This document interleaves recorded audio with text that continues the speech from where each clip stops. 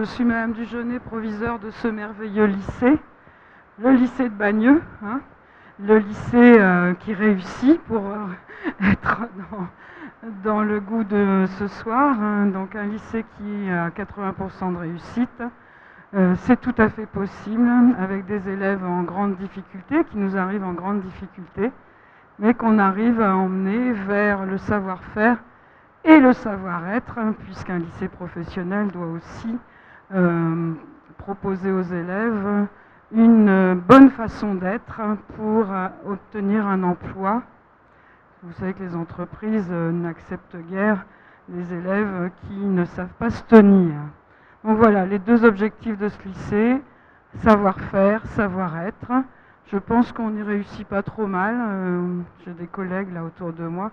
Je pense qu'on n'y réussit pas trop mal. Peu d'élèves de Bagneux, malheureusement. Hein. On a 330 élèves dans cet établissement, 80 élèves de Bagneux. Alors, je ne sais pas pourquoi ils ne veulent pas venir chez nous.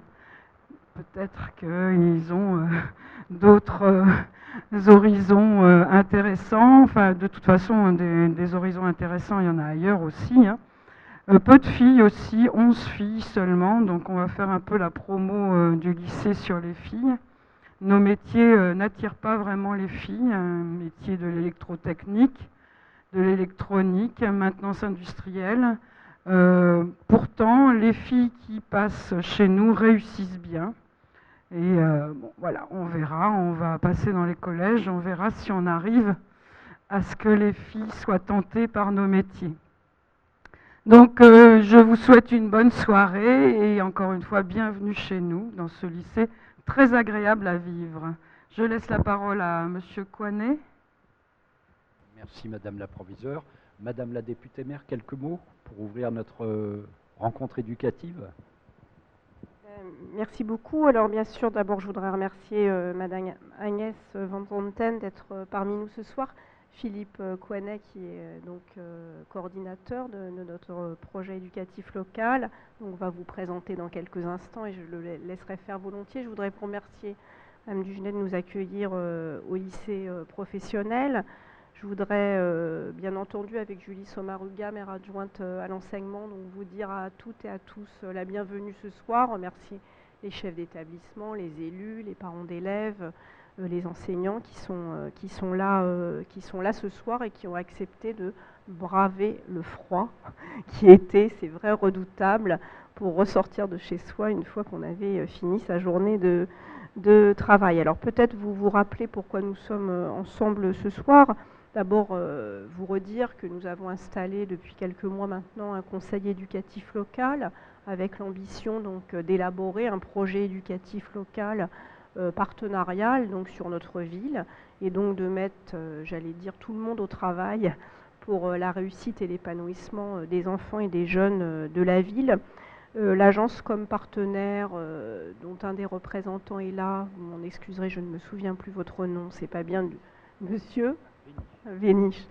Donc nous assiste, nous accompagne dans l'élaboration de ce projet. Nous avons commencé, donc le conseil éducatif local s'est réuni à plusieurs reprises, donc à élaborer un diagnostic, c'est-à-dire faire un état des lieux de la situation sur notre territoire.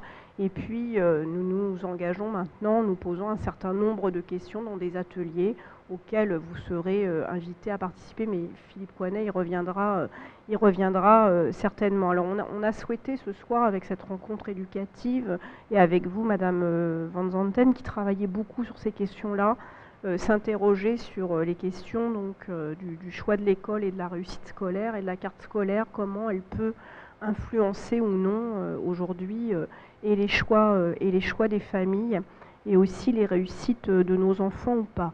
Pourquoi nous nous posons ces questions-là? On se la pose certainement ailleurs, mais dans notre ville, les questions de l'évitement scolaire, de la fuite, on va parler franchement, de certains de nos établissements scolaires nous posent question, et c'est une situation qui, quand on regarde les chiffres dont nous disposons aujourd'hui et que comme partenaire nous a révélé dans un diagnostic de, voilà, j'allais dire avec là des chiffres qui sont plus simplement du ressenti, mais qui sont une réalité, montrent que cette question de la fuite de nos établissements scolaires est une donnée qui est en train de s'aggraver sur notre territoire et s'aggraver de manière préoccupante. Alors ça ne touche pas que le territoire de notre ville. Je lisais il y a peu de temps dans un livre de la Fondation Copernic que pour la première fois en 2010, dans les élèves scolarisés à Paris, qui passaient de CM2 en 6e, pour la première fois, on a franchi le cap de 50% des élèves qui devaient rentrer en 6e dans les établissements scolaires parisiens ne sont pas entrés donc dans les établissements publics et ont été dans le privé. Donc c'est des phénomènes qu'on connaît aussi dans des communes où on peut penser que les populations sont plus aisées. Mais ceci dit, nous, on veut s'intéresser à notre territoire et à nos difficultés. Et voilà, c'est ce qu'on a souhaité faire ce soir avec vous en toute liberté, en toute franchise de ton. Ce qu'on souhaite, c'est aussi, à partir de ce que va nous apporter comme éclairage Madame Van Zanten, pouvoir avoir un échange avec vous très très franc sur ces questions-là, comme on a l'habitude de le faire à Bagneux. Donc voilà, je voudrais vraiment vous remercier d'avoir répondu présente à notre invitation. C'est un honneur pour Bagneux de vous accueillir ce soir. Alors, Madame Van Zanten, pour ceux qui ne vous connaissent pas encore, il y a peut-être quelques-uns dans la salle, vous êtes sociologue, directrice de recherche au CNRS et à l'Observatoire sociologique du changement. Vos thèmes de recherche, ce sont les stratégies parentales et la production des ségrégations et des inégalités d'éducation, mais aussi les politiques éducatives locales, la profession enseignante, et une de vos recherches en cours porte sur les nouveaux enseignants. Évidemment, vous avez produit beaucoup d'ouvrages, la liste est tellement longue que je vais juste parler des derniers. Tout récent, Les 100 mots de l'éducation, qui fait beaucoup référence, donc de l'année dernière. L'année dernière aussi, les politiques d'éducation, tout ça c'est aux presses universitaires de France dans la collection Que sais-je. Et puis en 2009, Choisir son école, stratégie familiale et médiation. En 2008, La carte scolaire, fait révélation, analyse. Voilà, peut-être vous voudrez compléter. Et maintenant que tout le monde a éteint son téléphone portable, eh bien, vous avez bien compris que vous êtes très attendu ce soir et je vous passe la parole. Merci beaucoup pour cette invitation et merci Madame le Proviseur de m'accueillir dans le lycée. C'est un plaisir pour moi et je considère que ça fait de toute façon complètement partie de mon travail, qui est de présenter les résultats de la recherche et pas seulement les présenter à des décideurs au niveau national, mais également pouvoir les présenter justement là où je travaille, puisque la plupart de mes enquêtes sont des enquêtes locales auprès des acteurs de la base, même s'il m'est arrivé de travailler aussi sur les politiques éducatives à l'échelon national. Et donc, effectivement, je pense qu'il est important de rendre compte des travaux. Alors, la façon dont je voudrais aborder la question du lien entre la réussite scolaire et le choix d'école, c'est autour de la question de la ségrégation et donc le poids que ça a sur la réussite. Et donc, dans un premier temps, je vais évoquer qu'est-ce que j'entends par ségrégation et quels effets la ségrégation a sur la réussite, puis dans un deuxième temps, essayer de montrer comment se construisent ces ségrégations en les abordant plus particulièrement ce soir à partir des stratégies des familles. Les stratégies des familles ne sont qu'un aspect, mais je ne peux pas aborder tous les autres aspects ce soir, mais on pourra revenir bien évidemment dans la discussion plus longuement. Alors, d'abord, donc, la ségrégation, qu'est-ce que c'est, tout simplement? C'est un terme qu'on utilise de plus en plus. Il y a deux façons d'utiliser ce terme. On peut utiliser le terme ségrégation simplement pour parler des concentrations, une sorte de synonyme on a de la ségrégation à partir du moment où on a des concentrations, quels que soient les critères qu'on prenne. Donc, par exemple, dans ces lycées, on va dire une concentration des garçons. Alors, est-ce qu'on va dire il y a une ségrégation des garçons? Donc, on peut l'utiliser de cette façon un peu neutre, c'est-à-dire la ségrégation, c'est la concentration. Moi, personnellement, et la plupart de mes collègues sociologues, même si ce n'est pas un usage absolument le même pour tous, utilisons le terme ségrégation seulement pour dire que à cette concentration sont associés des résultats négatifs, des conséquences négatives. Parce que l'agrégation, la concentration ne produit pas toujours des résultats négatifs. On dit toujours, et on pense toujours quand on pense ségrégation des populations aux populations les plus pauvres, si on utilise le terme des ségrégations dans le premier sens un peu descriptif, les populations les plus concentrées sont les plus riches. Et d'ailleurs, la concentration n'a cessé de s'accentuer. En région parisienne, avec 16 zones, on couvre à peu près 80% de la bourgeoisie. Avec quelques quartiers parisiens et quelques communes de l'ouest de Paris, on a une concentration extrêmement forte de la bourgeoisie, qui est beaucoup plus forte que la concentration des immigrés, par exemple, alors qu'on y pense automatiquement. Mais on n'utilise pas très souvent le terme ségrégation, nous sociologues on ne l'utilise pas, parce que là c'est une concentration qui a des effets très bénéfiques pour le groupe, pas pour la société dans son ensemble, mais pour le groupe en question, c'est une accumulation des ressources qui a lieu grâce à la concentration. Dans certains cas, c'est un tout petit peu plus indécidable. Par exemple, moi j'habite à Paris dans le quartier chinois, donc il y a une très forte concentration de la population asiatique. Il y a des effets négatifs associés à cette concentration, par exemple sur le plan scolaire, mais il y a aussi des effets positifs, par exemple en termes de concentration des ressources économiques sur le quartier, etc. Donc là, c'est né, voilà, il y a des situations un tout petit peu plus complexes. Alors ce terme, on l'a inventé pour travailler d'abord sur les populations urbaines. C'est les sociologues urbains qui ont développé ce terme pour étudier les concentrations, notamment aux États-Unis, les concentrations des différents groupes ethniques qu'on a beaucoup étudiés. Mais on est venu de plus en plus à l'utiliser dans le domaine scolaire et c'est quelque chose qui est très important et je trouve que c'est un terme qui a beaucoup de sens parce qu'il y a certains collègues, je pense à un collègue Pierre Merle, il a développé un concept qui est très populaire aujourd'hui parmi les sociologues, des démocratisations ségrégatives. C'est-à-dire que le modèle dans lequel on est actuellement, pour le dire de façon un peu simplifiée, autrefois les inégalités étaient surtout des inégalités devant l'école, c'est-à-dire c'était des inégalités d'accès à l'école. On mesurait les inégalités par les taux d'accès à l'enseignement secondaire de deuxième niveau, etc. On continue à le faire parce que ces inégalités d'accès n'ont pas disparu. Et bon, par exemple, pour l'université, on va étudier les taux d'accès selon, etc. Mais, et ce qui est devenu aussi central dans notre système d'enseignement, c'est qu'on a mis tous les enfants au collège. Donc aujourd'hui en France, on a pratiquement donc 100% de la population au collège. Une fraction très importante des jeunes continue au lycée. Une fraction pas négligeable se trouve aussi dans l'enseignement supérieur. Mais le problème, c'est qu'ils ne se trouvent pas dans les mêmes établissements. Et donc le problème, ce n'est pas l'accès au collège, mais à quel collège est-ce que j'accède ? Et dès lors que l'on passe du collège plutôt au lycée et à l'enseignement supérieur, c'est à la fois l'établissement et la filière dans laquelle on se trouve.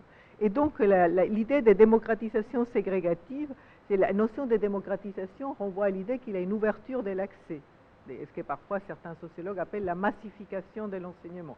Donc il y a une massification par l'ouverture de l'accès, mais l'ouverture de l'accès s'est accompagnée par le fait que les élèves ne se trouvent pas dans les mêmes types d'établissements, ni dans les mêmes types de filières, et que cela ne conduit pas aux mêmes résultats et aux mêmes positions professionnelles par la suite, etc. Donc, analyser les phénomènes de ségrégation est devenu très important pour comprendre les inégalités dans notre système. Les inégalités d'accès sont importantes, mais les inégalités ségrégatives entre les établissements et au sein des établissements, je vais revenir tout de suite sur cette question, sont des phénomènes tout à fait importants. Alors, si on se centre sur la ségrégation scolaire, donc quel type de ségrégation observons-nous? Alors, il y a une ségrégation entre les publics de l'enseignement privé et de l'enseignement public.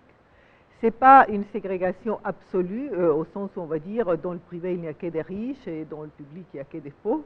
On n'est pas du tout dans ce modèle qui existe dans certains pays. Ce n'est pas une caricature au sens où dans certains pays c'est beaucoup plus net qu'en France.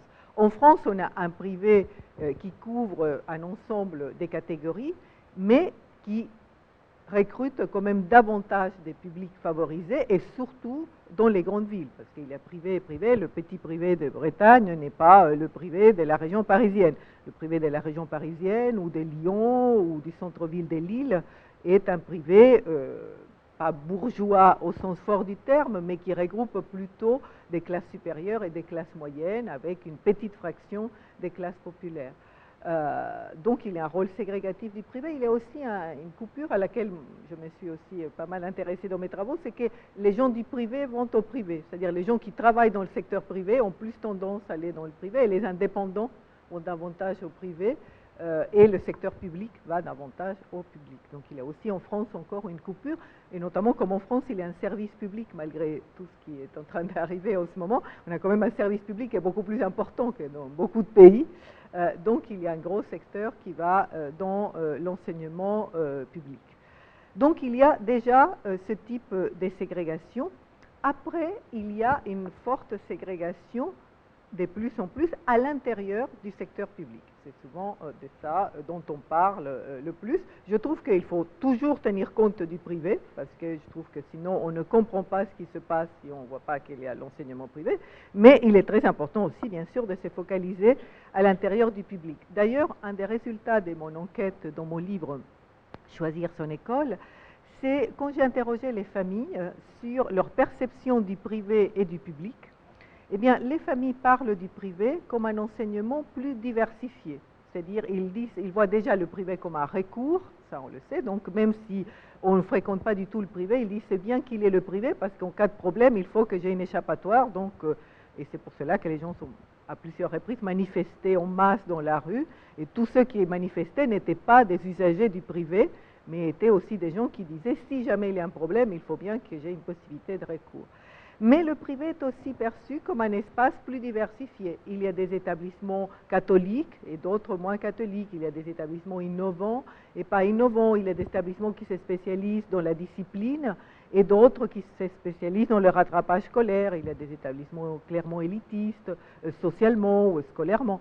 Et quand on interroge les parents sur l'enseignement public, eh bien, de plus en plus, moi j'étais très frappée dans mon enquête, les gens ne m'ont dit il y a des bons et des mauvais établissements. Dans le public, il n'y a pas de diversité, il y a une hiérarchie, et même pas une hiérarchie, il y a une polarisation. Il y a des bons et des mauvais. C'est un des effets pervers, d'une certaine façon, qu'on n'ait jamais introduit de la différenciation dans le secteur public. Donc, on continue à dire au niveau national, tous les établissements se valent, etc. Les parents sont convaincus, et bon, ça sera l'objet de mon exposé, d'essayer de vous présenter pourquoi de plus en plus de gens sont convaincus que les établissements ne se valent pas, à tort ou à raison, c'est une question centrale, mais ils disent il y a des bons et des mauvais. Donc il n'y a pas de diversité, il y a en fait de la polarisation entre les établissements. Qu'est-ce que ça produit très concrètement? C'est que quand on crée une politique comme l'assouplissement de la carte scolaire, sur laquelle je pourrais revenir si vous le voulez, ça ne va pas être l'objet central de mon exposé, mais je pourrais revenir sur cette question que j'ai étudiée, y compris très récemment, c'est que les vœux se portent nécessairement sur les mêmes types d'établissements. Si on avait une diversité, en général, quand on crée des systèmes de choix, c'est qu'on propose une diversité des produits. Et on imagine que les consommateurs vont s'orienter vers certains types de produits. Il y aura des produits qui seront préférés à d'autres, mais on imagine qu'il y a quand même un éventail et que les gens vont se répartir dans cet éventail. Mais quand on ouvre le choix dans le système public d'enseignement, en règle générale, on constate que les choix vont tous dans la même direction. Donc, immédiatement, ça crée un phénomène qui n'est pas très positif, et donc c'est pour cela qu'on ne parle plus du tout de l'assouplissement. C'est une politique qui est très peu populaire, parce que très vite, tous les choix se portant vers les mêmes types d'établissements, eh bien l'établissement n'est pas un bien que l'on peut reproduire, comme si la demande des t-shirts augmente, et donc on fabrique plus de t-shirts de ce type.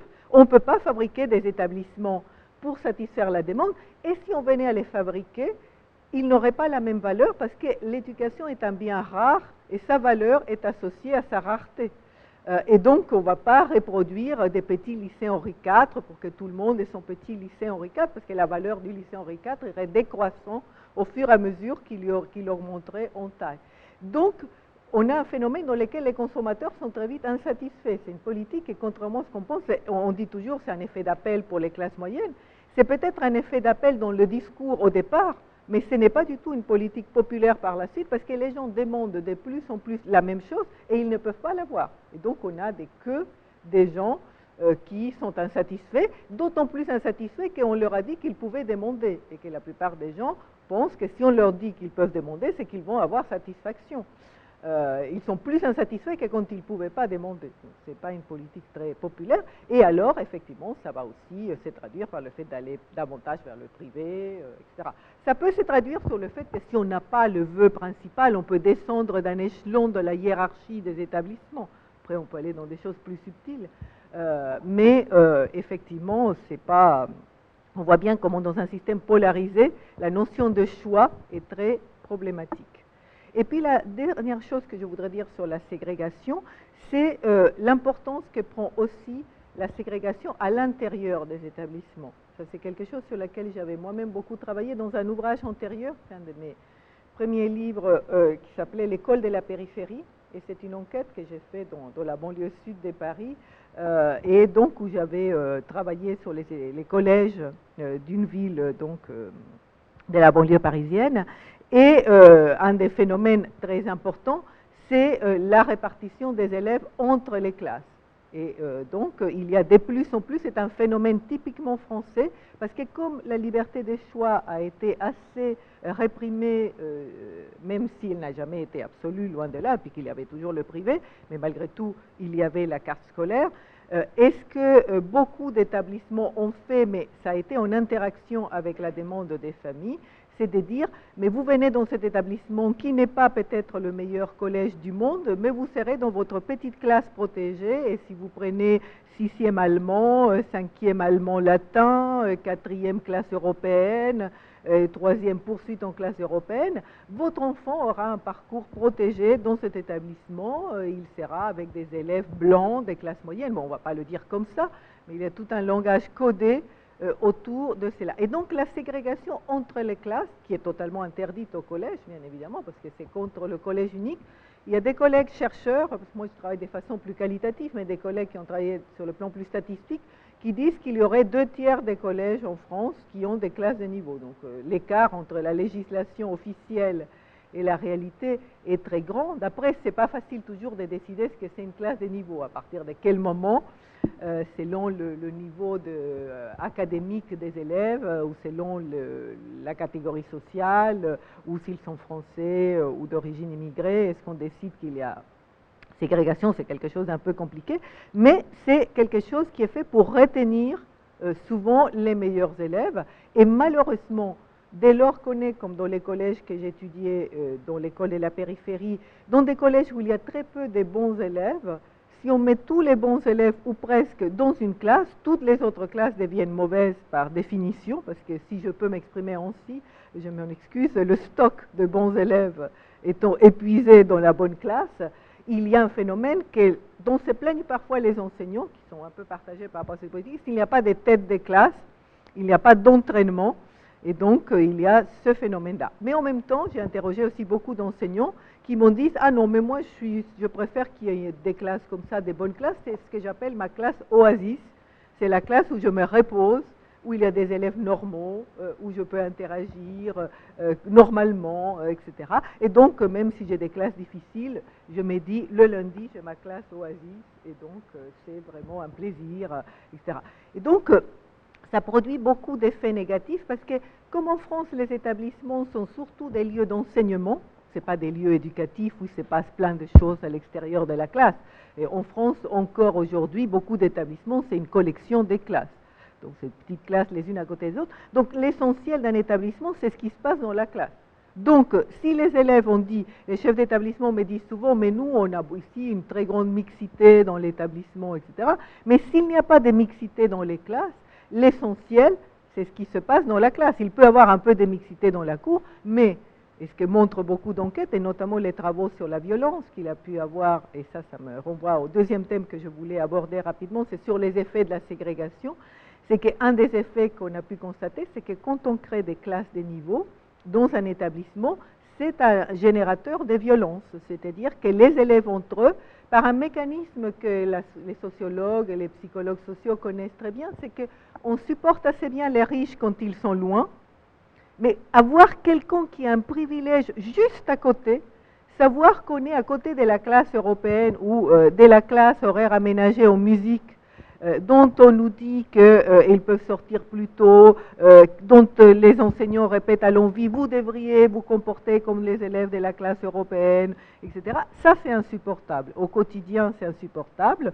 Les autres élèves, moi, à chaque fois que j'ai interrogé les élèves, ils m'ont toujours dit, je suis dans la classe poubelle, etc. Les élèves connaissent très bien la hiérarchie des classes, il n'y a aucun problème, quel que soit le niveau académique de l'élève, il sait très bien comment se situe sa classe dans l'établissement. Et donc moi j'ai travaillé, y compris dans des collèges où il y avait 2 services à l'heure du déjeuner, pour faire manger les chams, donc les classes horaires aménagées en musique, à part, parce qu'il y avait tellement de bagarres à la cantine entre les chams et les autres qu'on a décidé de faire déjeuner les chams à part. Donc ces générateurs, où on appelle les autres élèves, appellent les chams les blancs, les français, donc beaucoup de tensions. Donc, un des effets de la ségrégation, c'est que ça ne produit pas, bien sûr, de la mixité, du consensus, du vivre ensemble. Ça produit de la division sociale. Et donc, ça produit souvent des tensions entre les établissements, des tensions à l'intérieur de l'établissement si la ségrégation est dans l'établissement. Donc, si l'on veut construire une société dans laquelle on peut vivre ensemble, dans une société qui est de plus en plus hétérogène, eh bien, si les enfants ne sont pas regroupés à l'école, on imagine difficilement, puisqu'il n'y a aucun autre espace public qui réunisse pendant si longtemps, dans la journée et dans la durée, dans le temps, les enfants régulièrement, s'ils ne sont pas mélangés dans l'école, il est difficile d'imaginer qu'ils pourront facilement se mélanger dans d'autres espaces par ailleurs. Par ailleurs, le fait de créer de la ségrégation, même si on manque beaucoup d'études sur ce sujet, moi je pense qu'il faudrait que nous, sociologues, on en fasse davantage, je suis convaincue, par un certain nombre d'indices que j'ai trouvés dans mes enquêtes, que la ségrégation renforce énormément les sentiments d'insécurité. C'est-à-dire que ce qu'on constate, c'est que plus les gens se ferment, plus ils se sentent en situation d'insécurité. C'est l'inverse de ce qu'on peut imaginer. Moi, par exemple, les discours les plus anxiogènes par rapport à l'insécurité, je les ai recueillis auprès des familles les plus favorisées qui étaient enfermées dans une gated community, un quartier fermé à Rueil-Malmaison, dans une de mes enquêtes. C'était le discours le plus, on est totalement dans une situation d'insécurité totale, et c'était le quartier fermé avec des grilles, totalement contrôlées, etc. Donc on voit bien que la ségrégation ne produit pas, pour ceux qui ont le pouvoir de s'agréger entre eux, ne produit pas non plus un sentiment de confort, d'être à l'aise, etc.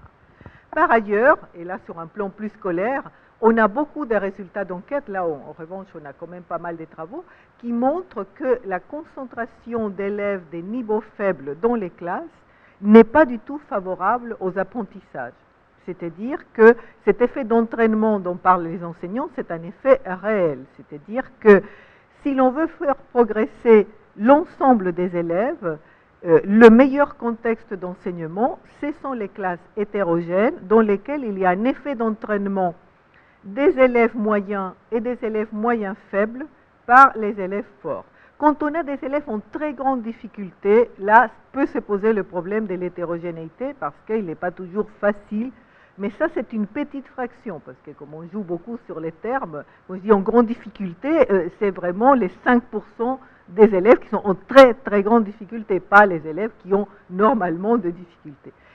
Donc, ça produit des meilleurs résultats pour l'ensemble de la classe. Contrairement à ce que pensent beaucoup d'enseignants, quand on regroupe des élèves faibles, même si on met des effectifs très réduits, il y a des cas où ça peut fonctionner, mais en moyenne, ça ne va pas dans le sens de la progression des élèves. Pourquoi ça ne va pas dans le sens de la progression des élèves? Il y a 2 mécanismes principaux, un qui est un peu mieux connu et un qui mérite d'être encore davantage étudié. Les phénomènes les plus connus que j'ai moi-même observés sur un plan qualitatif, c'est que les enseignants s'adaptent à leur public d'élèves. Plus les enseignants ont un public défavorisé en face, sans même s'en rendre compte, ce n'est pas nécessairement une planification consciente, ils vont adapter le niveau des contenus d'enseignement. Ils vont se dire, par exemple, les élèves vont faire l'exercice numéro 1, mais dans cette classe, on ne peut pas aller jusqu'à l'exercice numéro 10 parce que c'est trop difficile. Donc, on va s'arrêter à l'exercice 1, 2 et on ne va pas aller plus loin. On va se dire aussi, il faut choisir des choses qui soient attractives dans le programme parce qu'on n'arrive pas à motiver les élèves. Donc, voilà, on va se focaliser sur certains sujets qui sont plus attractifs que d'autres. On adapte aussi les méthodes d'enseignement. Moi, j'ai observé, donc, dans le cas de mon livre « L'école de la périphérie », j'avais observé une classe des 4e et une classe des 3e pendant 2 ans. Donc, on les a observés avec d'autres enquêteurs. Et donc, on voit, par exemple, qu'une autre adaptation, c'est les méthodes d'enseignement. On fait beaucoup moins d'écrits parce qu'on craint de mettre les élèves en difficulté à l'écrit, et donc il y a un cercle vicieux. Moins ils écrivent, plus ils ont de difficultés à l'écrit, et plus ils ont de difficultés, moins on les fait écrire. Et donc, il y a beaucoup d'oral, beaucoup d'images et beaucoup moins d'écrit, alors que la France est un système d'enseignement qui récompense énormément l'écrit. Et au fur et à mesure qu'on s'élève dans le système, l'écrit devient très discriminant pour tous les concours, examens, etc. Et surtout, on adapte beaucoup les pratiques d'évaluation. Donc, on adapte tout. J'ai observé, par exemple, des collèges, dans ces classes, des enseignants qui évaluaient très peu, parce qu'ils avaient peur donc de mettre les élèves en échec, et donc ils faisaient des évaluations, alors que dans les établissements favorisés, il y a énormément d'évaluations, parce qu'il y a une telle pression des parents pour qu'on évalue tout le temps les enfants, qu'on évalue tout le temps. Donc ça, c'est une grosse différence entre les établissements. Plus grave encore, parce que moins visible, l'évaluation aussi s'adapte, et une fois, même, mais c'est un cas un peu extrême, je conviens, j'avais observé un exercice dans lequel l'élève donc, avait des réponses plutôt négatives à l'ensemble des items, et il avait quand même la moyenne. Et donc je suis allée voir l'enseignant et je dis, mais je ne comprends pas, cet élève, il a la plupart des réponses qui sont fausses et il a quand même la moyenne. Et donc l'enseignant m'a dit, non, mais il avait déjà 3 points de la fois dernière parce qu'il avait fait ceci, 2 points parce qu'il est resté jusqu'à la fin. Donc, pour le dire simplement, on récompense le comportement, l'adhésion scolaire, etc., et pas les résultats. Tous les enseignants font ça, ça fait partie aussi du fait que peut-être pour tel élève, pour le motiver, on va lui donner un point de plus, peut-être pour ceci. Donc, c'est vrai, les notes ne reflètent jamais totalement, ce n'est pas un mécanisme exact. Mais quand on va aussi loin que les notes ne récompensent que le comportement et qu'il y a un tel écart entre les résultats et les comportements, qu'est-ce qui arrive? Des choses qu'on a pu montrer dans les zones d'éducation prioritaire, c'est qu'il y a un grand décalage entre les taux de passage des élèves qui passent d'une année sur l'autre et les acquis des élèves. Parce qu'on fait passer les élèves qui n'ont pas toujours les acquis et parce que la notation est indulgente. Et un autre effet pervers que j'ai observé par le haut, parce que mon dernier travail que je n'ai pas encore publié, c'était sur la formation des élites. Et dans ce travail sur la formation des élites, une des choses qu'on a étudiées, c'est comment on sélectionne dans les classes préparatoires les plus élitistes. Et dans les classes préparatoires élitistes, un élément très déterminant et qui rend les parents parfaitement anxiogènes, et c'est un élément qui intervient dans ce que j'ai étudié, c'est est-ce que les notes ont la même valeur selon l'établissement d'origine. Et dans beaucoup des lycées que j'ai étudiés, on fait des piles selon les lycées d'origine de l'élève, ou parfois, quand c'est les profs des maths, quand c'est des filières plutôt mathématiques ou physiques, ils ont créé des algorithmes, etc., dans lesquels ils donnent une valeur selon l'établissement d'origine. Et donc ils disent, voilà, tel élève, il a 14, mais il vient de ce lycée perdu dont on n'a jamais entendu parler, donc on va penser que c'est 11. Et cet autre élève, il a aussi 14, mais il vient du lycée Henri IV, qui est qui est notre lycée où se trouve la classe préparatoire. Donc lui, on pense que c'est plutôt 18. Et donc, il y a les parents qui sont très, très anxiogènes. D'une part, les parents des classes favorisées, j'ai observé, parce que j'ai une nouvelle enquête en ce moment qui démarre sur l'orientation, donc j'observe les journées portes ouvertes. Donc j'étais à des journées portes ouvertes des lycées d'élite. Et beaucoup de parents extrêmement anxiogènes dans la salle, mais est-ce que vous évaluez les notes de la même façon dans tous les établissements? Parce que leur peur, c'était qu'ils soient dans des établissements qui notent de façon très stricte et qu'ils aillent comparer le 14 d'Henri IV avec le 14 des Villejuif. Et en revanche, bien sûr, c'est beaucoup plus anxiogène chez les parents qui ont des enfants dans des lycées plus hétérogènes de penser que leurs enfants ne vont pas être bien classés par rapport à cela. Donc, cette indulgence au niveau de la notation elle est problématique, d'autant plus que ce que montrent les enquêtes, c'est que les lycées défavorisés sont indulgents en matière de notation et très sévères en matière d'orientation.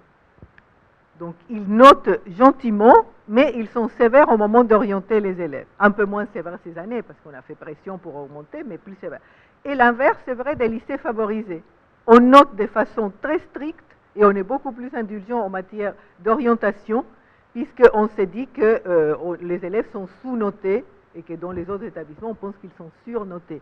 Donc vous voyez que ça crée des choses dans le système qui sont très complexes. Vous voyez que les gens n'ont pas totalement tort d'être anxiogènes. On peut leur répéter qu'ils produisent des conséquences très négatives, mais ils n'ont pas totalement tort d'être donc anxiogènes. Alors, pourquoi se produisent ces ségrégations? Alors, la ségrégation scolaire, je ne vais pas être trop longue pour venir un peu plus sur les parents. La ségrégation scolaire, elle est l'effet de beaucoup d'aspects. Elle est d'abord très fortement l'effet des logiques des marchés. Par exemple, surtout dans un système des cartes scolaires comme en France, et notamment depuis l'augmentation exponentielle des prix du logement, le fait donc que la population des écoles reflète la population du quartier, pas parfaitement, parce qu'il y a des stratégies d'évitement, mais elle la reflète quand même. Et donc, c'est effectivement la capacité des individus à résider dans certains quartiers qui va être un des déterminants importants de la ségrégation, mais qui renvoie à un marché du logement qui lui-même, bien sûr, dépend en partie des politiques que l'on met en œuvre en matière des logements. Donc il y a tous ces aspects-là, même si il ne faut pas dire, comme disent les acteurs scolaires, que la ségrégation scolaire n'est que le décalque de la ségrégation urbaine. Ce n'est absolument pas le cas, puisqu'on a des situations où il y a beaucoup de différences, et notamment ce que l'on constate en France, c'est que les gens acceptent beaucoup plus de vivre dans des villes hétérogènes qu'ils acceptent que leurs enfants cohabitent dans des écoles hétérogènes. Parce que dans la ville, on peut beaucoup plus éviter les autres. Il suffit, on ne va pas aux mêmes endroits, aux mêmes heures, on n'utilise pas nécessairement les mêmes équipements, le contact est très superficiel, donc on peut se faire plaisir en allant au marché très hétérogène le dimanche matin, parce que le degré de mélange est extrêmement superficiel et réduit. Ce n'est pas du tout la même chose qu'un enfant qui fréquente des enfants issus des milieux très défavorisés à l'école tous les jours pendant des longues heures. Donc il n'y a pas vraiment un effet de décalque absolu, mais quand même ça a beaucoup d'effets. Les politiques scolaires, bien sûr, ont un effet majeur, mais je ne vais pas m'attarder sur ce point aujourd'hui, que ce soit la carte scolaire qui n'a pas que des effets bénéfiques, puisqu'elle laisse par exemple de côté totalement l'enseignement privé. Donc elle a créé un niveau bis à côté, donc il y a le système contraint et le système libre. Et quand on a un système qui est mixte, eh bien, les tentations de fuite vers le système libre sont très fortes. En plus, la carte scolaire fonctionne de façon très différente selon les territoires. Donc, on peut dire tout et son contraire de la carte scolaire. On peut dire que la carte scolaire est un instrument de mixité. Si on est dans une ville hétérogène, qu'on arrive à faire des secteurs scolaires qui mélangent ça, théoriquement, elle est un instrument de mixité, pour autant qu'elle soit respectée. Quand on est dans une ville qui est totalement ségrégée par l'habitat, eh bien, on peut dessiner la carte scolaire comme on veut, que ça ne fera rien.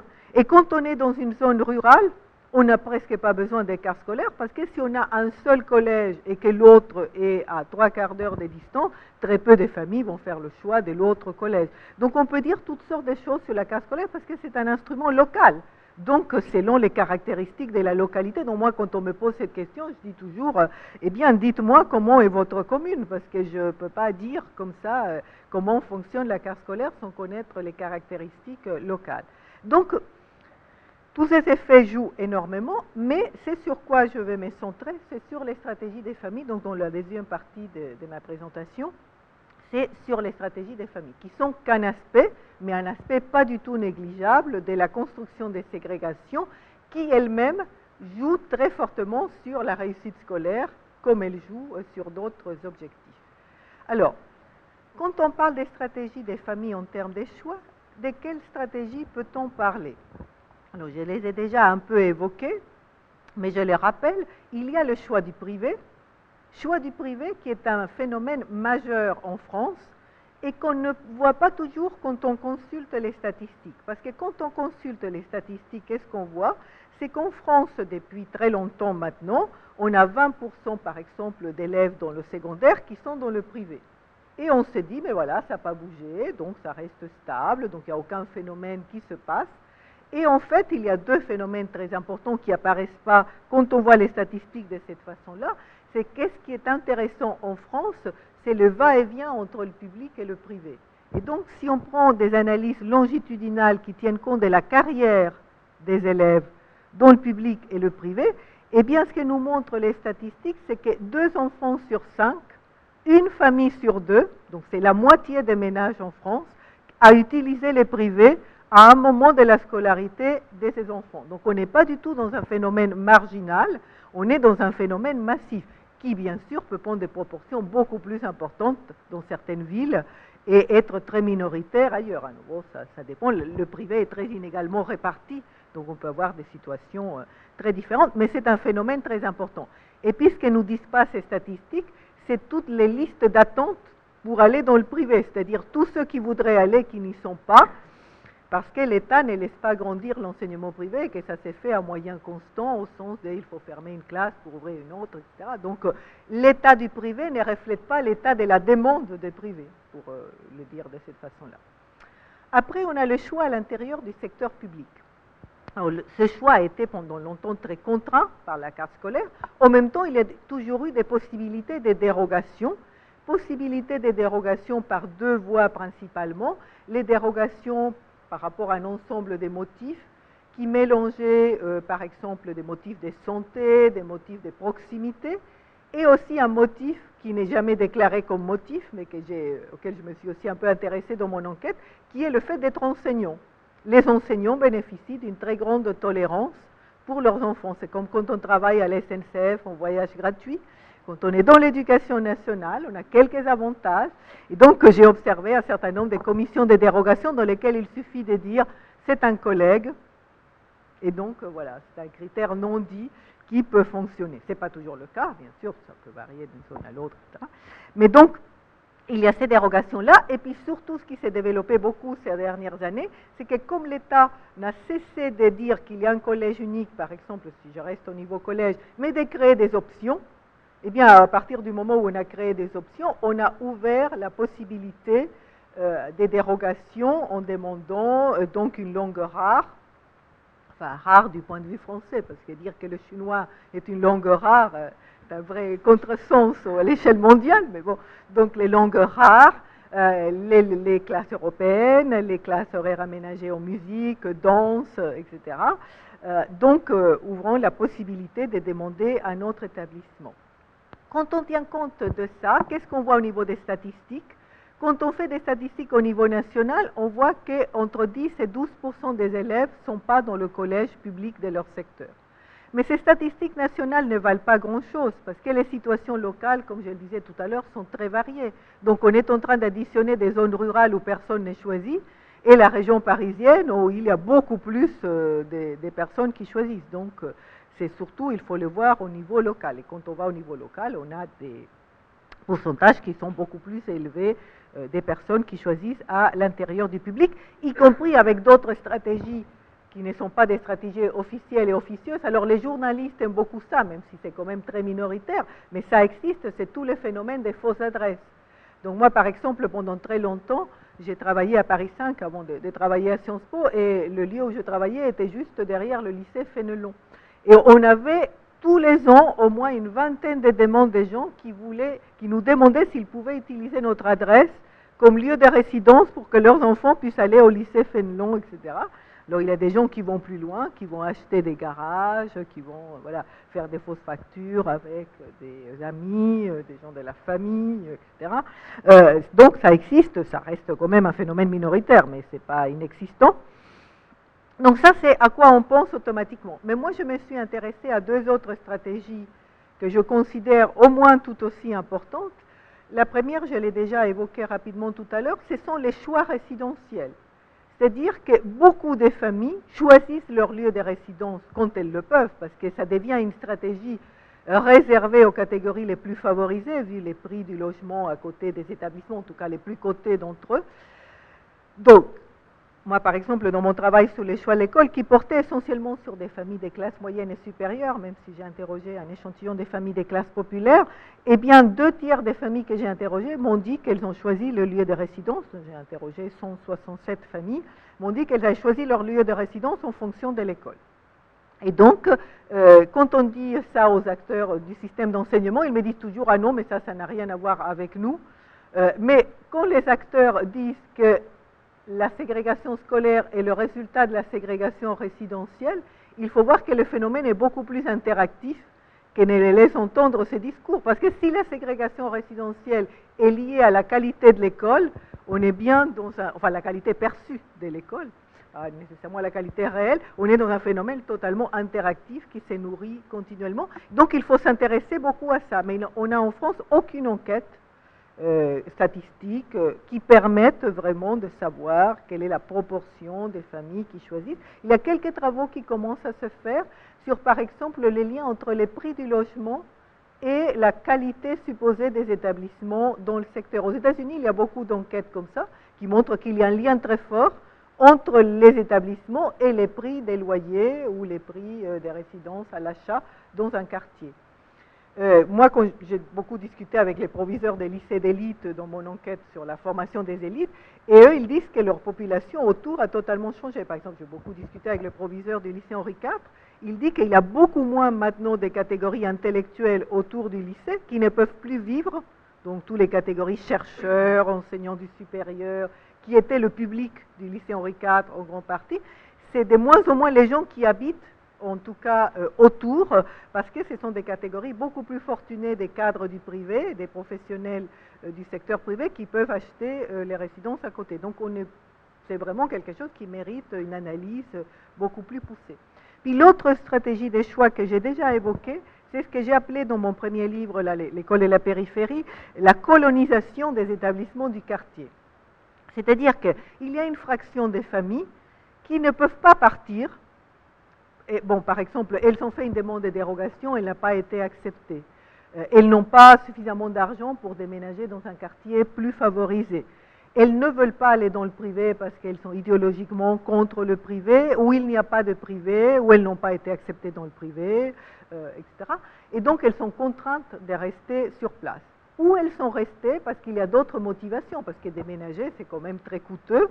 Et parce qu'on déménage aussi, pas seulement pour l'école, il faut avoir bien sûr le lieu de travail, les commerces, etc., les transports.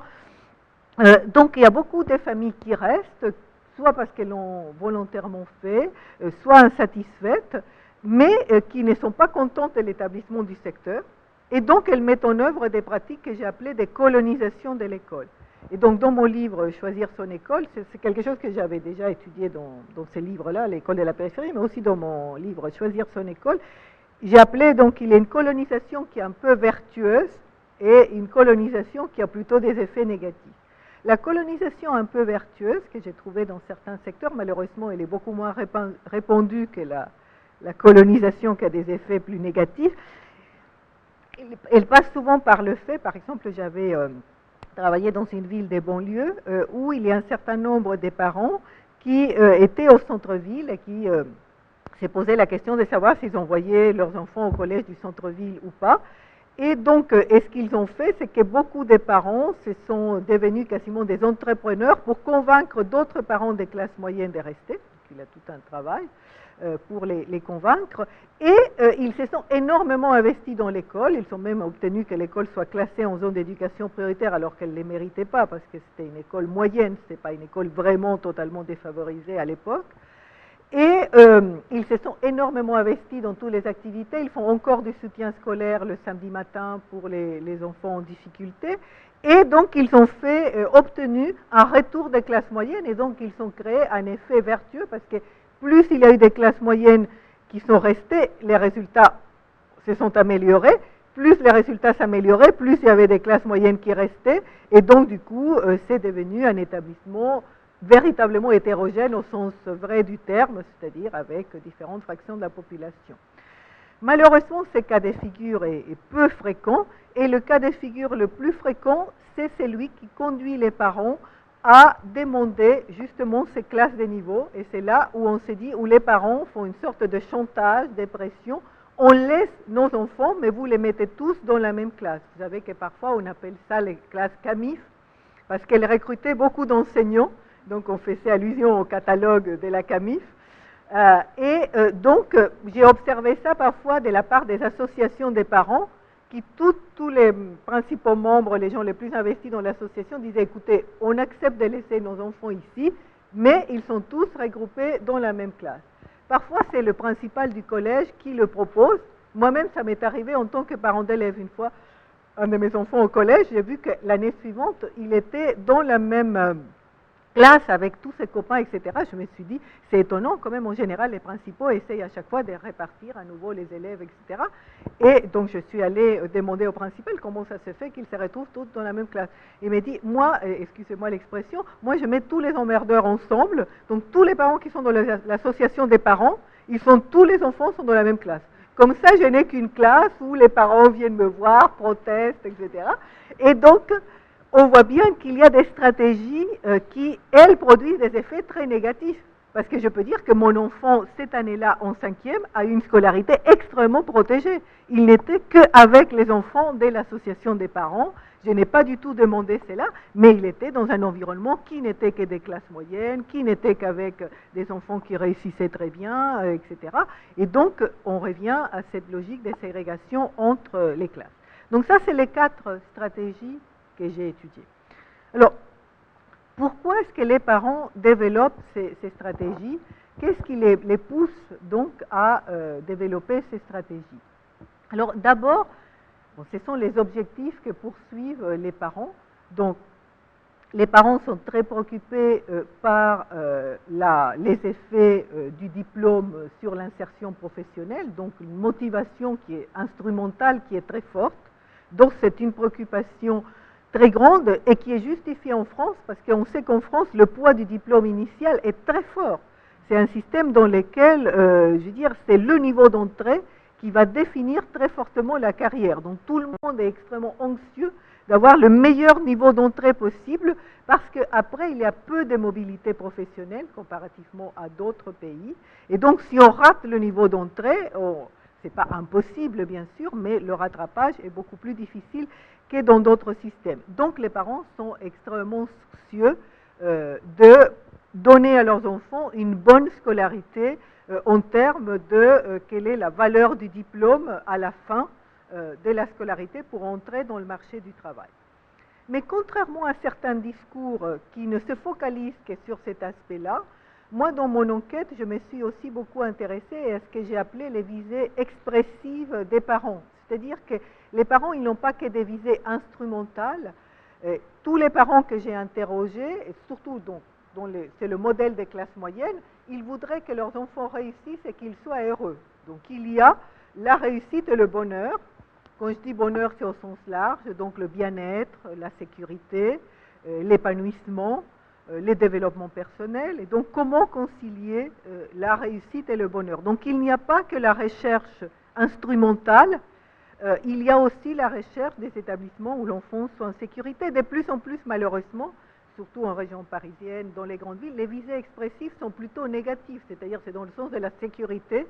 Ce n'est pas vraiment l'épanouissement, c'est plutôt, bon, au moins qu'il soit en sécurité. Et ces visées pèsent très très lourd, notamment par rapport à des établissements hétérogènes. Alors, est-ce que ça veut dire aussi que les parents sont devenus totalement consommateurs d'école et qu'ils n'ont pas du tout conscience des enjeux collectifs associés à l'école? C'est souvent un discours que l'on dit. Et en fait, je ne pense pas que ce soit le cas.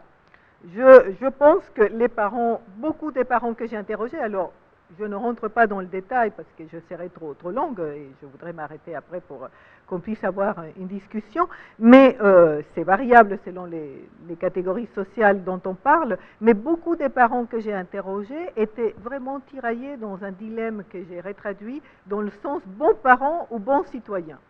et beaucoup des parents qui se disent « je ne peux pas être à la fois bon parent et bon citoyen ». Bon parent étant traduit par le fait de donner la meilleure scolarité possible à mon enfant. C'est tous les atouts, et on n'a jamais assez d'atouts dans un système qui est très anxiogène par rapport à ce poids du niveau initial, par rapport à un système économique très incertain, donc on ne sait pas du tout comment sera le marché de l'emploi au moment où les enfants entreront dans ce marché de l'emploi. Donc être un bon parent, c'est donner le maximum d'atouts à son enfant pour qu'il réussisse après dans la vie. Et être un bon citoyen, c'est être en faveur de la mixité, aller au collège de son quartier, etc. Et donc pour beaucoup des parents, c'était un vrai dilemme. Et c'est comme cela que tous les entretiens, d'abord les entretiens que j'ai faits, comme c'était des catégories plutôt moyennes et supérieures, donc c'était des parents très réflexifs, qui parlaient quasiment comme des sociologues, donc beaucoup parfois l'entretien commençait en disant « vous allez me dire que je suis un hypocrite », parce que je peux vous dire que je suis vraiment en faveur de la mixité, mais en même temps, pour mon enfant, j'ai décidé de le retirer du collège, du secteur, etc. Donc, ce n'était pas un discours, je vais dire, cynique, au sens où la plupart des gens diraient « ah, moi je m'en fous, est-ce que devient la société française, ou est-ce que devient les autres ?» C'était un discours beaucoup plus partagé, mais qui malheureusement penchait beaucoup plus du côté bon parent que bon citoyen, et beaucoup des parents disaient « je ne vais pas sacrifier mon enfant à l'autel de la mixité, et donc ce qu'il va devenir par la suite. » Mais ça repose aussi le problème de la mixité et le fait qu'on ne l'ait pas suffisamment construite, mais bon, ça c'est une question que je ne veux pas tout à fait aborder. Donc les parents sont traversés par cette tension, la réussite ou le bonheur, et c'est par exemple, ça entre souvent en tension réussite et bonheur, à nouveau au niveau du choix du collège. Pourquoi ? Parce que beaucoup d'enfants voudraient aller dans le collège du quartier où se trouvent la plupart de leurs copains, et qu'il n'est pas toujours facile de leur dire qu'ils vont aller dans un collège très sélectif, où ça va être très dur, etc. Il n'est pas non plus très facile de leur dire que pour qu'ils restent dans le collège du quartier, il faut qu'ils soient dans les classes protégées et qu'il faut qu'ils prennent allemand alors que tous les autres font anglais, et que l'anglais paraît beaucoup plus utile que l'allemand, et qu'il faut qu'ils fassent latin, parce que donc il n'est pas non plus très facile, et ça c'est un autre aspect que je ne vais pas aborder, mais le choix n'est pas que le choix des parents, il y a aussi la négociation avec les enfants. Mais bon, c'est une question que je n'aborderai pas parce que ça me mènerait très loin. Mais il y a un chapitre dans le livre qui est la négociation avec les enfants. Donc les parents sont tiraillés entre la réussite et le bonheur, et ils sont aussi tiraillés entre bons parents et bons citoyens. Et donc, à partir de là, vont se déployer tout un ensemble de stratégies. Mais pourquoi est-ce que les parents pensent qu'ils ne peuvent pas concilier les deux ? Et là, j'ai aussi fait un chapitre dans les livres dans lesquels j'ai pris un tout petit peu les parents comme s'ils étaient des sociologues et comment ils analysent ce qui se passe dans les établissements. Et donc, ce qui m'a beaucoup frappé, parce que une des choses qui m'a beaucoup frappé dans l'enquête, c'est que la plupart des parents que j'ai interrogés m'ont dit « un collège, c'est qui va au collège ?» Moi, pour regarder les collèges, je m'intéresse surtout au public du collège. Et donc, les parents, beaucoup m'ont dit, d'ailleurs c'est un discours très positif vis-à-vis des enseignants qui croient toujours que leur image est très négative, mais pas du tout, ce qui montre tous les sondages, c'est que les enseignants ont une image très positive. Et donc la plupart des parents me disaient, on n'a pas des sous-enseignants en banlieue et des super enseignants dans les quartiers favorisés. Au contraire, parfois on a des meilleurs dans nos établissements très hétérogènes, etc. Mais c'est qu'ils ne peuvent rien par rapport au public qu'ils ont en face. Donc il y a une très faible croyance dans la capacité de la pédagogie à changer la donne. Et ça, c'est quelque chose qui est important à comprendre, parce que ça veut dire qu'il n'est pas facile de convaincre sur des arguments pédagogiques des gens qui sont totalement convaincus que c'est un effet du public qui va dans les établissements. Et cet effet, cette faible croyance de la pédagogie est aussi très fortement liée à une faible croyance dans le politique. La plupart des gens disent on a fait des tas de choses dans ces collèges, rien ne s'est passé, il est en éducation prioritaire, il est dispositif X et Z, etc. Et ça n'a rien changé. Donc il y a une très faible croyance dans la capacité des politiques éducatives à changer la donne. Et donc ça nourrit très fortement cette croyance qu'on ne peut pas progresser dans les collèges du quartier, et même beaucoup des parents développaient des arguments totalement sociologiques, comme on était une équipe des sociologues, donc les parents nous disaient, mais c'est pas à vous sociologues qu'on va dire que le milieu d'origine influe fortement, donc si mon enfant est scolarisé avec des enfants d'ouvriers, effectivement, il va être affecté. Donc il y a une croyance très forte dans l'effet des contaminations par le public. Cet effet existe, parce que comme je le disais tout à l'heure, s'il y a un effet de la ségrégation sur la réussite scolaire, c'est bien qu'il y a un lien. Le problème, c'est que les parents, dans l'état d'anxiété dans lequel ils sont, tendent à majorer cet effet, au point qu'ils croient que c'est un effet quasi magique, et que le fait qu'ils vont mettre leur enfant dans un établissement avec des élèves de très bon niveau va magiquement transformer l'enfant en un élève de très bon niveau. On sait que ce n'est pas du tout comme ça que ça se passe. Donc, les problèmes souvent aujourd'hui, c'est que les gens n'ont pas totalement tort, mais ils n'ont pas vraiment raison. Ce n'est pas comme si on pouvait leur dire, non, vous êtes totalement à côté de la plaque, on peut vous montrer. Non, c'est plus compliqué que ça. C'est les parents n'ont pas totalement tort de se préoccuper de la composition du public. Mais s'ils se préoccupent de ça, c'est aussi parce que les enseignants en France ne savent pas enseigner dans des classes hétérogènes. Donc ça pose le problème aussi, mais qui est une autre question, puisqu'aujourd'hui je parle du côté des parents, c'est les parents ont peur que dans les classes hétérogènes, les enseignants ne vont s'intéresser qu'aux élèves les plus en difficulté, on va perdre du temps, les élèves ne vont pas progresser aussi rapidement, etc. Donc ils croient beaucoup à ça. Puis comme ils sont aussi préoccupés par leur visée expressive, ils sont aussi très préoccupés par les effets des autres enfants sur la sécurité dans l'établissement, sur la socialisation de leurs enfants, les manières, le langage, donc beaucoup d'autres choses qui ne sont pas seulement que la scolarisation, c'est aussi tout un environnement de vie. Et donc il y a une crainte très forte par rapport à ça. À cela se rajoute, comme je le disais tout à l'heure, cette crainte de si l'on va à tel collège, est-ce que je vais avoir les mêmes chances d'aller à tel lycée? Et donc, on a beau dire qu'il existe effectivement une sectorisation et que les lycées sont sectorisés, etc. On sait bien que les lycées qui sont très demandés vont sélectionner leurs élèves et quelle est la place que prend l'établissement d'origine. Et comme je le montrais pour les classes préparatoires d'élite, en tout cas, c'est un fait avéré que l'établissement d'origine a un impact sur la sélection. C'est probablement pas vrai pour beaucoup d'autres établissements, mais il suffit que ce soit vrai pour un petit nombre d'établissements pour que ça crée une sorte d'effet halo et que beaucoup de parents se disent mais si je l'envoie à tel collège, est-ce qu'après je peux l'envoyer à tel lycée? Et donc il y a une grande inquiétude aussi, mais qui n'est pas totalement infondée. Donc, les comportements des parents, pour le dire plus simplement, ils ne sont pas totalement irrationnels. Ils sont fondés sur une certaine rationalité, simplement dans un climat d'anxiété, dans un climat aussi de très grande opacité, parce que si les parents se fient beaucoup au public de l'établissement, une des raisons, c'est aussi qu'ils ne savent pas très bien ce qui se passe dans les établissements. Si les enseignants expliquaient beaucoup plus ce qu'ils font, comment les élèves progressent, quels sont les résultats, ça arrive non pas, bien sûr, à faire revenir tout le monde, on n'est pas dans un monde idéal, mais ça arrive à calmer certaines personnes parce que l'opacité ne fait que nourrir la rumeur et que nourrir le fait que, puisqu'on ne sait rien de ce qui s'y passe, je ne regarde que les sorties des écoles et ce qui se passe à la sortie. Si je ne sais pas qu'il y a un projet dans cet établissement, si je ne sais pas qu'il y a une équipe qui est très investie, etc., eh bien, d'autant moins que je vais croire, d'autant moins des risques que je vais croire à la qualité du travail qui peut être fait. Il faut voir aussi que c'est d'autant plus difficile de lutter par rapport à ces phénomènes qu'on est aussi dans des milieux où les gens se connaissent assez peu entre eux. Quand on est dans des milieux où il y a une forme d'interconnaissance, même s'il y a une hétérogénéité, on peut faire confiance aux autres. Plus on est dans des milieux, d'ailleurs on voit très vite que les parents qui évitent facilement les établissements sont souvent ceux, les premiers qui évitent sont ceux qui sont les moins intégrés dans le quartier.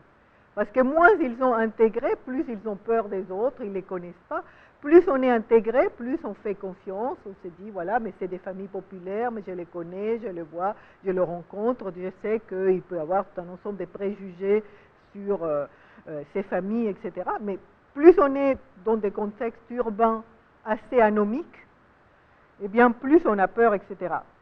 Donc je vais m'arrêter là pour ne pas être trop longue. C'est là pour dire que les stratégies des parents ont des effets très négatifs, mais on ne peut pas simplement aujourd'hui dire aux parents arrêtez de faire ce que vous êtes en train de faire. Il faut bien comprendre le fondé de leur stratégie pour montrer qu'ils n'ont pas totalement raison, mais qu'ils n'ont pas non plus totalement tort, pour voir quels sont les axes du système sur lesquels on peut agir. Il est sûr, et là c'est la seule chose que je dirais sur les différentes catégories sur lesquelles j'ai travaillé, parce que j'ai distingué certaines fractions des familles, il est sûr qu'il y a certaines catégories qu'on fera revenir plus facilement que d'autres. Il y a des catégories qui sont plus culpabilisées par rapport à l'évitement scolaire.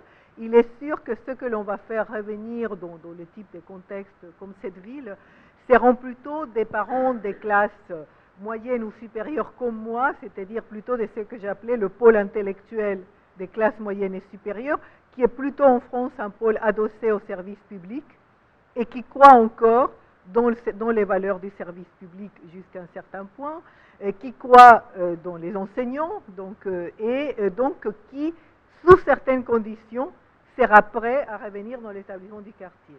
Il sera beaucoup plus difficile, et dans beaucoup de cas impossible, d'imaginer que ça peut contribuer à faire revenir les cadres du privé, les ingénieurs, etc., qui, toutes ces dernières années, sont les catégories qui se sont les plus agrégées entre elles, et notamment par les biais des stratégies résidentielles.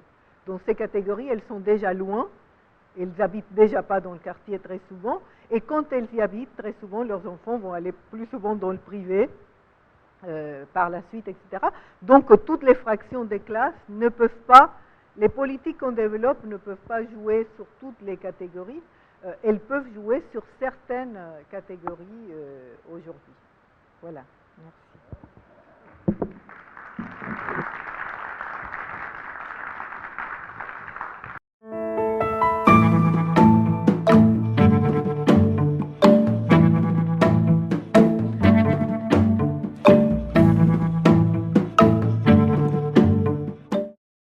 Alors en fait, j'ai remarqué quand même que l'évitement, il est aussi recherché par les familles qui font partie des classes aussi défavorisées et très défavorisées, et qu'à Bagneux, il n'y a pas seulement les familles favorisées qui évitent le collège Joliot-Curie.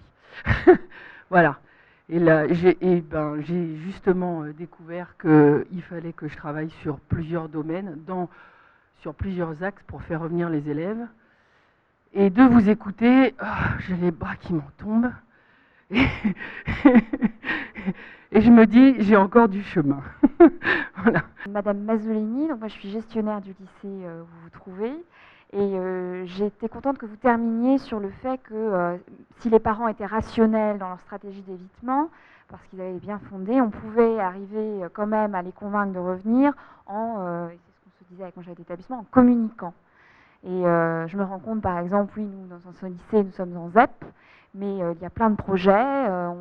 Nos enseignants sont capables, voilà, on voit avec notre taux de réussite, avec des élèves en difficulté, de parvenir à les monter au meilleur d'eux-mêmes. Et je pense qu'il est important qu'on se rapproche des parents, qu'on arrive à les faire venir dans nos établissements, ce qui n'est pas évident. Pour briser cette idée qu'un établissement en ZEP ne pourra pas aider les élèves en difficulté à progresser. Et on sait qu'on a des poursuites d'études et des élèves qui sont motivés. On les voit en plus, en les suivant pendant 3 années, se métamorphoser. Quand ils reviennent dans une entreprise, d'un stage en entreprise, ils sont complètement différents, ils ont mûri. Et il faut leur donner cette chance et à nous de mieux communiquer. J'étais contente que vous terminiez sur ce point, parce que c'est vrai que je comprends le discours principal de dire mais qu'est-ce qu'on peut faire, et la communication et le rapprochement avec les parents et les entreprises, pour un lycée professionnel notamment, montrer qu'on est capable de former aussi les professionnels qu'ils attendent, est important. Voilà. Représentante de la FCPE, mais c'est sur Fontenay. Et mon témoignage, c'est juste parce qu'effectivement, les questions là, que vous avez évoquées, que se posent tous les parents, moi j'ai un petit qui va rentrer en 6e, donc c'est vrai que je me les pose, bon citoyen, bon parent, patati patata, ça. C'est plus sur...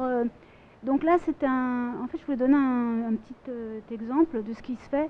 Donc à Fontenay, ils ont fait les classes CHAM, et c'est typique, hein, c'est la plupart des parents essaieront de mettre leur enfant en classe CHAM, spécialité musique, parce que ça se dit vraiment sans aucun problème que c'est là où il y a les meilleurs profs, patati patata. Mais par contre, je sais qu'à Bourg-la-Reine, alors ça c'est au niveau du primaire, c'est la fille d'un ami qui est là-bas, et je sais que je crois que c'est l'école Pierre Loti, où le directeur visiblement a fait une classe CHAM, donc je crois que ça doit être le niveau CM1, mais il a volontairement pris des enfants qui étaient motivés, et effectivement se retrouvent dans cette classe des enfants de milieux favorisés, mais aussi il a vraiment fait une classe très hétérogène. Il insiste, le conservatoire avait voulu leur faire acheter des partitions et tout, il a insisté pour que ça se fasse gratuitement avec une école publique et gratuite. Et voilà, je trouve que ça c'est des exemples qui sont vraiment à prendre en exemple et à essayer de refaire. Moi c'est peut-être, on a une réunion nous à Fontenay pour l'entrée en 6e. J'aimerais bien qu'une classe CHAM, ce soit vraiment des enfants qui ont envie de faire de la musique et pas que ceux qui sont du conservatoire, pas que ceux qui aient les parents qui s'intéressent, ou qui se bougent plus, ou voilà. Donc c'était un exemple là-dessus, je trouvais que c'était, en tout cas Bourg-la-Reine, je n'en connais pas plus sur ce qu'ils font vraiment, mais je trouvais que c'était un bel exemple. En tant que parent, pas en tant que proviseur, j'ai eu des enfants, et j'en ai toujours, mais ils sont grands maintenant, qui sont passés par l'école primaire, le collège, et 2 exemples, en fait, on a déménagé, on était dans le 20e, mes enfants ont connu un collège du 20e, qu'ils ont adoré. Ma fille est blonde aux yeux bleus, c'était la seule du collège, je la voyais de loin quand j'allais la chercher. Et ils ont franchement adoré ce collège, et pour moult raisons, nous nous sommes retrouvés à Ville-d'Avray, collège de Ville-d'Avray, et là, mes enfants ont été malheureux, sincèrement malheureux. Donc voilà, un exemple vécu de choix, mais bon, dans le public, hein, comme disait notre intervenante, dans le public, on peut avoir 2 cas de figure.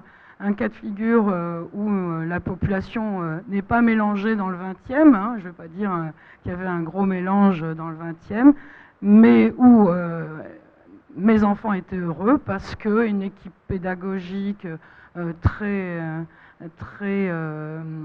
proche des élèves, avec plein de projets.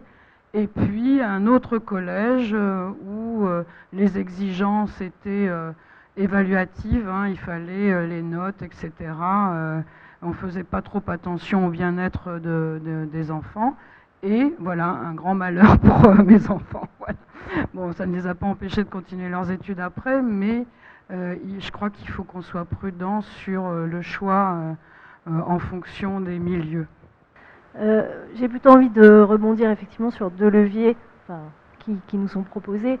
Le premier, on va peut-être le développer, c'est la relation parents-enseignants et comment les parents investissent l'école et peut-être travailler sur des projets. Voilà.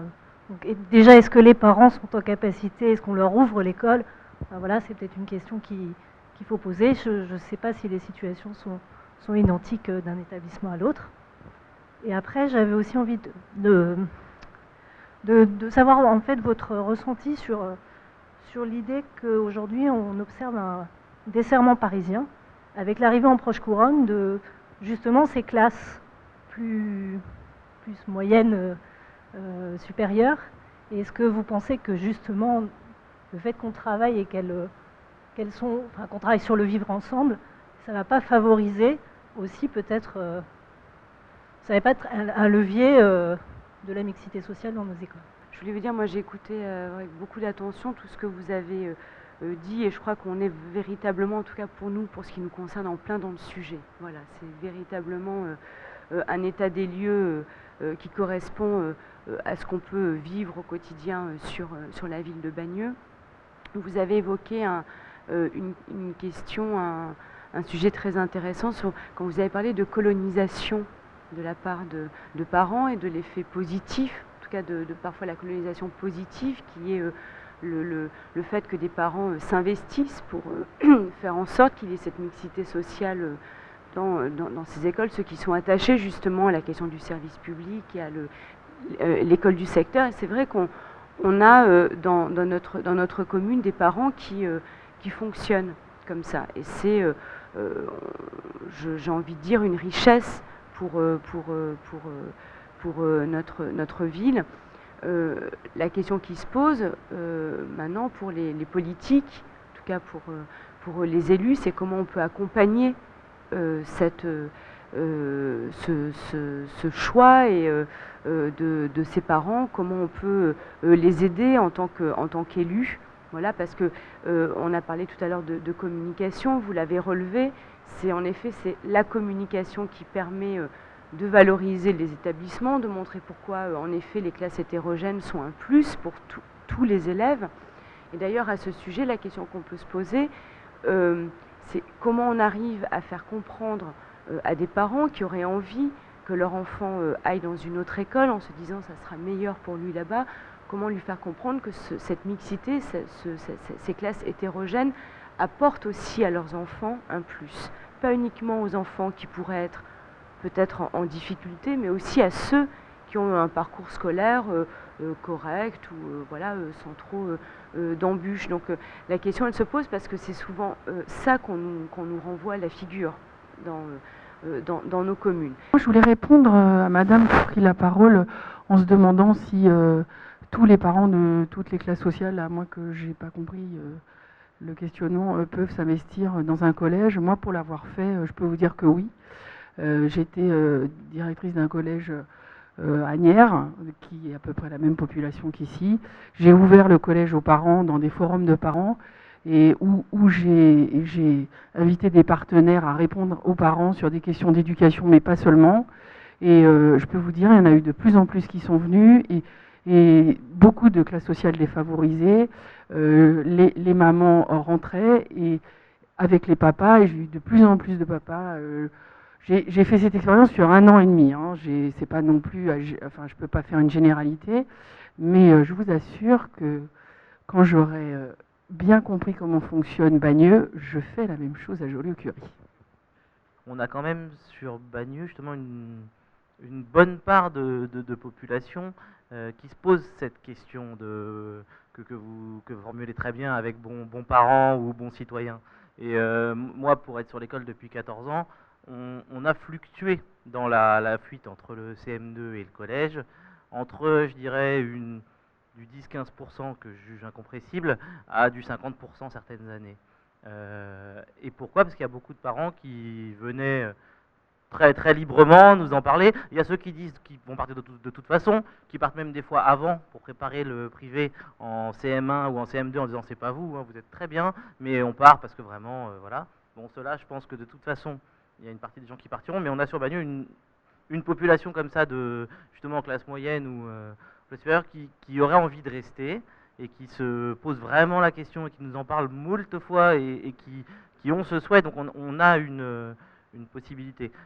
Sur les éléments du fait de rester, quand vous dites communication, il y a un effet, c'est presque dommage, mais il y a un effet de personne aussi qui est très important sur la personnalité des principaux, par exemple, dans les collèges ou autres que vous n'avez pas cités, mais que je juge vraiment important. Enfin, là, on le voit en direct avec Madame Apat, qui a une personnalité marquante. J'ai déjà plusieurs parents qui, suite à des réunions, ont évoqué le fait, ah ben on pensait partir, on va rester, quoi. Rien que par une rencontre comme ça. Donc c'est un élément à prendre en compte. Moi, je crois que il y a les leviers. L'un des leviers, en tout cas, ce sont les équipes enseignantes. Et c'est vrai que là, on a un débat, mais en même temps, il faut qu'on se situe aussi dans un contexte qui est quand même, qui ne va pas dans ce sens-là aussi. Quand Marc Lelandais disait que la personnalité du chef d'établissement était importante, mais au-delà de la personnalité du chef d'établissement, je pense que c'est aussi l'équipe qui travaille aussi avec ce chef d'établissement. Une équipe stable aussi. Il y a eu d'ailleurs des travaux qui ont été faits pendant de nombreuses années sur les ZEP qui montraient que les ZEP qui fonctionnaient, c'était les ZEP où il y avait des équipes stables. Ça, c'est une chose. Et la deuxième chose, on a beaucoup parlé de l'ouverture aux parents. Je crois que c'est effectivement aussi un autre levier. Et moi, ce qui m'a intéressé dans ce que vous disiez que les enseignants, je suis ancienne enseignante, alors évidemment voilà, j'avoue que je pense que la balle est aussi beaucoup du côté des équipes enseignantes. Et quand vous disiez tout à l'heure que les enseignants s'adaptent à leur public, et ça veut dire quoi ça? Ça veut dire qu'en gros, on ne va pas proposer des situations complexes dans certaines écoles, alors qu'on proposera des situations beaucoup plus complexes aux élèves dans d'autres écoles. Voilà. Et donc, je trouve que là-dessus, il y a vraiment à travailler ces questions-là, et en particulier du côté de la formation continue, de la liaison aussi recherche avec la recherche, qui ne se fait absolument pas aujourd'hui, qui ne se fait pas depuis plusieurs années, mais qui se fait de moins en moins. Voilà. Donc c'était simplement pour dire que on ne peut pas non plus réfléchir en vase clos. Voilà. Donc je suis depuis cette année, et l'année dernière j'enseignais à la Canade. Donc, je peux vous dire, c'est le grand écart. Hein. Bon.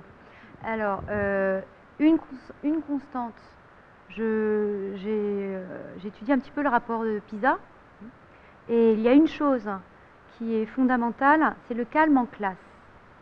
Donc en gros, 60% des établissements du monde, enfin PISA, ce sont des enfants de 15 ans, hein, toujours 15 ans, dans plusieurs pays qui sont questionnés.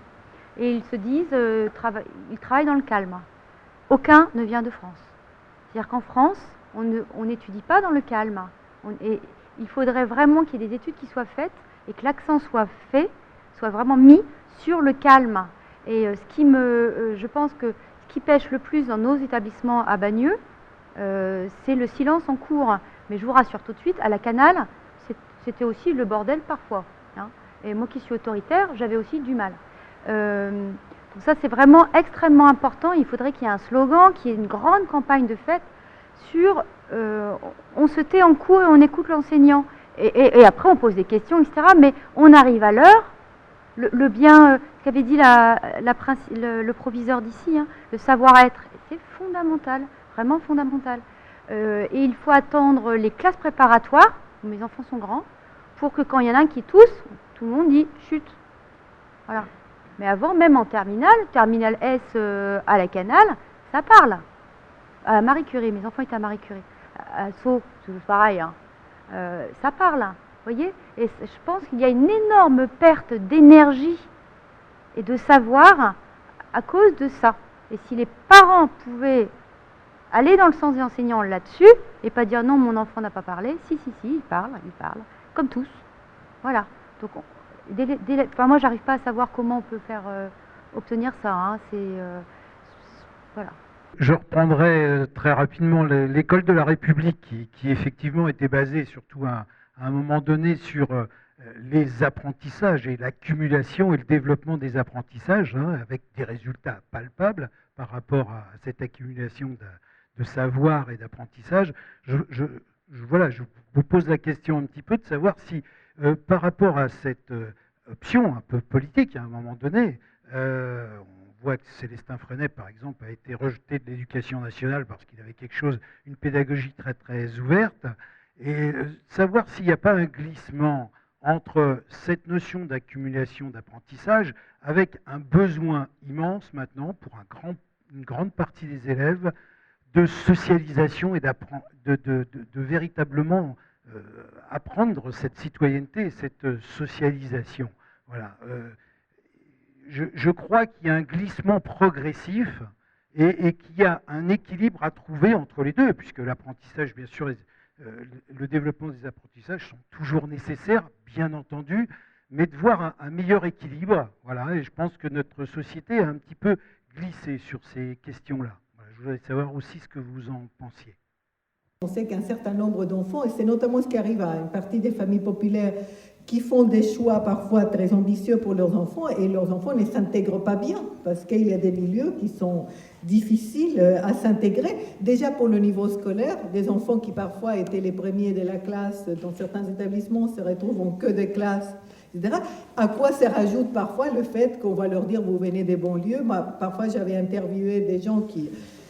quand j'avais travaillé dans la banlieue sud de Paris, qui venaient dans le 13e et dans le 5e, et des familles qui nous disaient qu'ils avaient retiré les enfants des collèges parisiens parce que constamment on les stigmatisait par leur façon de parler, de s'habiller, et même tous les matins, s'ils arrivaient en retard, les enseignants disaient « Ah voilà, ceux des banlieues qui vont nous faire commencer en retard ». Et donc, il y avait toutes sortes de formes de stigmatiser les élèves qui ont fait qu'un certain nombre de familles nous ont dit pour les aînés, on avait choisi de les envoyer à Paris et pour les plus jeunes, on n'a pas fait ce type de choix. Donc, par rapport aux stratégies que l'on peut développer, il y a quelque chose que je n'ai pas assez développé non plus dans mon exposé, c'est que je pense qu'en France, le modèle de la mixité, pour l'instant, reste un modèle totalement arithmétique. C'est-à-dire que les politiques publiques en termes de mixité, la seule chose, c'est comment on va fabriquer de la mixité. Mais on ne dit pas assez comment on la fabrique qualitativement et qu'est-ce que ça va produire réellement. Si on ne fait pas ça, le problème, c'est que souvent la mixité produit des effets négatifs. C'est-à-dire que la mixité qui n'est pas associée à un projet derrière la mixité, ne peut pas avoir nécessairement des effets bénéfiques. Par exemple, il y a beaucoup d'études en sociologie, en psychologie, qui montrent que si on met des enfants blancs et des enfants noirs ensemble dans une classe et on ne fait rien, on a beaucoup de chances de renforcer les stéréotypes racistes plutôt que d'améliorer la relation. Donc la mixité, c'est pas seulement mettre des enfants d'origine différente, c'est avoir un projet derrière, un projet éducatif, dans lequel on s'est dit on va fabriquer un vivre ensemble dans une société qui est une société dans laquelle on va se mélanger les uns aux autres, on va retrouver la richesse. Mais pas comme un discours incantatoire, voilà, on va juste se réunir et s'enrichir magiquement. Ça se fabrique. C'est un projet éducatif qui est dans la classe et aussi à l'extérieur de la classe, parce que bien sûr il y a tout l'espace de l'établissement. Et aussi ça pose la question des enseignants. D'abord, je disais, un des obstacles, c'est que les enseignants en France sont convaincus qu'on ne peut pas enseigner à des classes hétérogènes. S'ils sont convaincus de cela, c'est qu'ils n'ont pas été formés à enseigner dans des classes hétérogènes. Et donc, quand on leur montre des films, j'avais une collègue anthropologue américaine qui leur avait montré des films sur les classes aux États-Unis où les enseignants tous gèrent l'hétérogénéité parce que c'est dans le modèle, etc. Et les enseignants ne croyaient pas que c'était possible de faire tout cela dans la même classe. Et donc, très vite, on se heurte au fait qu'on a beau dire l'hétérogénéité produit des bons résultats, mais ce n'est pas automatique si les enseignants ne savent pas enseigner à des classes hétérogènes, parce que c'est vrai qu'il y a un risque qu'on se focalise sur un certain type d'élèves et qu'on laisse tomber d'autres élèves. Donc il faut faire un travail. Ce qui a été dit tout à l'heure sur les équipes enseignantes, c'est très important aussi parce que si on parle en termes d'ouverture aux parents, les problèmes des enseignants actuellement, c'est aussi qu'en France, les enseignants ont construit un modèle dans lequel ils veulent la liberté dans la classe. Donc ils sont très contraints par les programmes, etc. Mais dans leur salle de classe, ils sont assez protégés. On vient assez peu les voir, les inspecteurs, donc c'est 5 fois dans la carrière qu'on est inspecté, pas beaucoup de personnes entrent dans la classe, mais ils sont très fragiles parce qu'ils sont très seuls. Et les pratiques d'adaptation que j'ai décrites font que c'est parce que les enseignants sont très seuls que ce sont les élèves qui sont les principaux éléments de régulation de l'activité des enseignants. Les enseignants, moi, quand je fais mes cours à mes étudiants, je leur dis toujours, les enseignants, c'est le contraire de si vous avez regardé cette série Urgence, où vous avez une régulation collégiale permanente, parce que tout le monde est en train de critiquer ce que vous faites. Non, tu ne sais pas faire, retire-toi, je me prends ta place. Donc, en permanence, on a une critique des collègues qui mettent en cause. Alors que les enseignants, ils sont à l'abri du regard des collègues. Et d'ailleurs, toutes les enquêtes sur ce qui se passe dans la salle des professeurs montrent qu'il y a très peu d'échanges professionnels, malheureusement, dans les salles des professeurs, et que c'est plutôt pour se défouler, etc. Bien sûr, il y a des établissements mobilisés où il y a des choses très bonnes qui se passent, mais dans l'ensemble, ce n'est pas du tout une régulation collégiale. Et donc les enseignants sont très fragiles. Et donc quand on leur dit « vous allez vous ouvrir aux parents », eh bien, moi, par exemple, dans une de mes enquêtes, il y a quelques années, j'avais observé les rencontres enseignants-parents. Ça, je trouve que c'est horrible. Ça, je pense que s'il y a quelque chose qu'il faut éliminer dans le système, parce que c'est horrible des deux côtés. Un des côtés horribles, c'est pour l'enseignant. Par exemple, une fois, j'étais un enseignant, je leur demandais la permission, est-ce que je pouvais m'asseoir à côté pour observer? Et s'ils me disaient non, je n'observais pas, et sinon, j'observais. Il y en avait un, j'étais tout à fait partagée, je me disais, il faut que je parte, parce que cette personne va craquer tout de suite, parce que parents après parents qui venaient, le disaient, c'est le bordel dans votre classe, c'est terrible dans votre cours, etc. Donc, au bout de 5 ou 6 parents, quelle personne peut supporter une telle violence immédiate? Mais c'est parce que cet enseignant est tout seul, il est totalement fragile. Il est dans une équipe où il dit aux parents, nous avons un projet.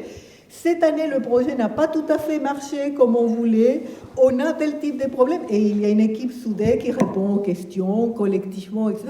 Mais si c'est un pauvre enseignant tout seul, le risque, c'est qu'il va se replier, qu'il ne va pas vouloir parler. Je pense qu'aujourd'hui, les enseignants doivent développer un modèle pour garder leur professionnalité. Ça ne peut pas être l'autonomie dans la classe, ça doit être une autonomie collective dans l'établissement. Sinon, les enseignants sont très fragiles et ils seront dans une position de repli vis-à-vis des politiques comme vis-à-vis des parents, et ça, c'est très important. Donc, la question est aussi là. Après, par rapport à la question qui était posée sur... c'est important de communiquer. Donc, la communication est beaucoup plus facile quand on est dans le collectif. Ça suppose qu'il y ait un travail conjoint, et donc ça repose la question aussi de la stabilité des équipes, du lien entre les parents et les équipes enseignantes, et de la construction d'une nouvelle professionnalité enseignante aussi, parce que les enseignants se sentent très menacés, parce que, comment dire, la compétence professionnelle des enseignants est beaucoup plus mise en cause que dans d'autres métiers. Donc, les gens contestent moins, par exemple, quand un médecin fait un diagnostic, même si après ils ne suivent pas nécessairement la prescription médicale, parce que ça c'est encore autre chose, mais au moins ils ne contestent pas sur place le diagnostic de plus en plus, parce qu'avec le développement de la science, l'accès par Internet, on conteste aussi de plus en plus les diagnostics médicaux. Enfin, ce n'est pas comme à l'école où notamment les parents qui ont un niveau d'études assez élevé, notamment par exemple à l'école primaire et au collège, vont contester un certain nombre de choses. Je pense qu'il faut que les enseignants acceptent qu'on a en France une population qui est de plus en plus éduquée, qu'on ne peut pas du tout parler aux parents. Moi, je me souviens moi-même en tant que parent d'être allé à des dizaines de réunions où on a parlé que d'un problème qui me semble crucial, mais qui n'est pas le seul, qui était les papiers dans les toilettes.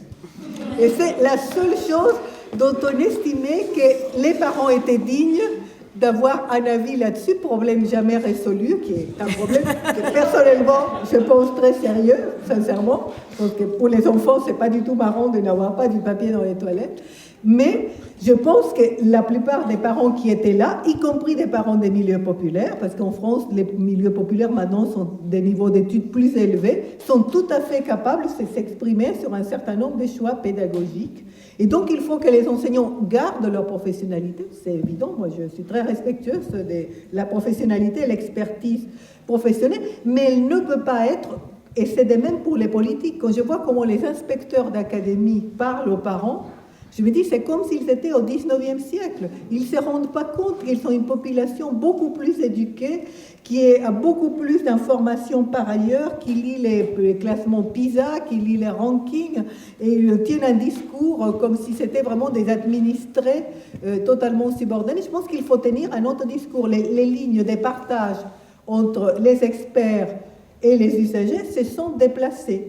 Moi-même, quand je vous parle, je considère que vous êtes aussi des experts. Je ne considère pas que les chercheurs sont dans un royaume dans lequel les autres ne peuvent pas pénétrer. Je considère que j'ai une expertise et que tous les discours ne se valent pas et que ce que j'ai dit est fondé sur un certain nombre de choses. Mais je considère que vous avez aussi une expertise et que je peux débattre avec vous parce qu'il y a une expertise partagée. Donc je pense que les enseignants, il faut qu'ils acceptent de déplacer la ligne de partage. Ce n'est pas qu'ils sont comme les parents, mais les parents peuvent quand même aujourd'hui discuter d'autres choses que du papier dans les toilettes, dans les écoles. Et c'est utile. Ils ne vont pas nécessairement choisir les manuels, ils ne vont pas, eux, changer les programmes d'enseignement, mais ils peuvent discuter de beaucoup d'aspects pédagogiques et donner un avis tout à fait raisonné. Et je pense que là, il faut accepter de déplacer ces lignes de partage. Je sais que c'est dur. Beaucoup d'entre vous ont évoqué les classes CHAM, c'est peut-être un peu anecdotique, mais ça ne l'est pas, parce que c'est quand même un élément de sélection important. Moi, il me semble que c'est préoccupant à un double titre. D'abord parce que, comme vous l'avez rappelé, dans beaucoup de cas, c'est une stratégie d'initier, parce qu'il faut savoir déjà que l'enfant était au conservatoire avant ou qu'il soit allé dans une école primaire qui avait déjà des classes CHAM, etc. Donc, ce n'est pas une stratégie ouverte, et elle est d'autant moins ouverte que les critères de recrutement, ce n'est pas les goûts musicaux, mais c'est le niveau scolaire de l'élève et c'est la stratégie d'initier. Et de ce point de vue, je pense que ça a beaucoup d'effets pervers quand c'est fait dans ce sens-là. On a vu des exemples où ce n'est pas fait comme ça. C'est que non seulement ça contribue à la reproduction sociale, donc avec ces stratégies d'initier, mais en plus, ça dévalorise la connaissance. Combien d'enfants font des classes européennes parce qu'ils aiment l'Europe? Combien font du latin parce qu'ils aiment le latin? Combien font CHAM parce qu'ils aiment la musique ou la danse, etc. Donc on pervertit le rôle même de l'école. Bien sûr, il y a des parents intellectuels qui réussissent à avoir des enfants qui aiment la musique et pour qui, en plus, les classes CHAM, c'est un moyen de sélection. Je ne vais pas dire que ça n'existe pas, parce que ça existe aussi. Mais dans beaucoup de cas, les enfants et les jeunes en France prennent un certain nombre de matières simplement dans un but stratégique. On fait la filière S, non pas parce qu'on est scientifique, mais parce que c'est la filière S qui ouvre le plus de portes, etc. Donc ça dénature totalement, au-delà de l'impact que ça a sur la reproduction sociale, c'est l'impact que ça a sur la valeur de la connaissance. Comment veut-on que les jeunes croient à la connaissance si on leur dit « tu vas faire allemand », non pas parce que l'allemand dans notre famille est une langue qu'on a toujours faite, non pas parce qu'on pense que la littérature allemande est quelque chose d'extraordinaire, non, tu vas faire allemand pour être dans la bonne classe. Donc on n'instaure pas un respect de la discipline et un amour de la connaissance, et ça, c'est des choses qui sont plus difficiles à mesurer, mais c'est important aussi parce que c'est le rôle de l'école qui se joue. Et ça me permet de faire le lien avec la dernière question qui était posée sur est-ce que l'école française n'est pas trop intellectuelle? Alors je pense qu'il y a un double aspect, c'est-à-dire que je pense que comme il y a toute cette préoccupation autour de l'emploi, une des choses qui faisait un peu à la fois l'originalité, mais aussi peut-être la valeur de l'école en France, qui était sur toute cette dimension intellectuelle, réflexive autour de la connaissance, s'érode très fortement par l'instrumentalisation que je viens d'évoquer des savoirs. C'est-à-dire que les savoirs valent, et ce qu'ils valent dans un marché de l'échange, qui est d'abord un échange scolaire, donc c'est un valeur d'échange et donc pas une valeur intrinsèque du savoir, c'est quelle vaut ma carrière au collège, dans ce que je vais vendre au lycée, et quel vaudra après mon diplôme dans le marché de l'emploi. Et d'autre part, effectivement, les parents demandent aujourd'hui que les établissements scolaires soient davantage des lieux de vie.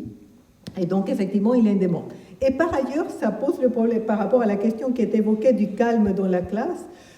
Il y a beaucoup de facteurs qui contribuent à ça, mais un des facteurs importants, c'est que pendant longtemps en France, tant que l'enseignement secondaire était un enseignement d'élite, on considérait que les savoirs jouaient un rôle de régulation du comportement.